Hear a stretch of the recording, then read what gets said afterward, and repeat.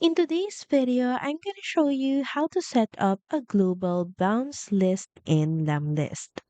Now first, go to campaigns and open up the specific campaign for you to be able to first review your bounce list. So here in this analytics page, you can see all email addresses that are bounced, meaning the emails couldn't be delivered. And now going back to your dashboard in the bottom left corner, click on your profile icon, then go to settings. And here in the left menu, click on unsubscribe.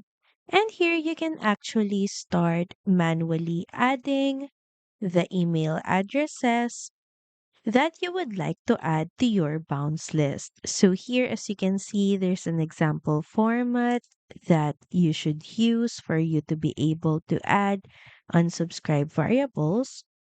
So once added here, they're automatically considered part of your bounce list. Another way is by using another platform, which is Zapier, to make things easier for you. So, first, of course, log into your account, then click on Create, then Zaps. So, here, click on Trigger, and of course, choose Lemlist. Then, next, you're now going to choose a trigger event. So, just choose New Activity. And of course, make sure that you connect your Lemlist account in here, then press Continue. And now here, choose the same campaign where your bounce list is located. Then for the event type, of course, we're gonna choose bounced. So only on first, we can set this as true, then continue.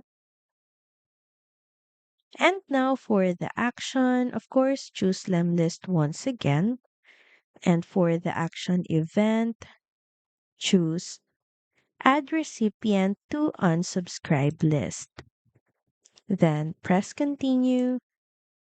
So here you can add email addresses or even use formulas.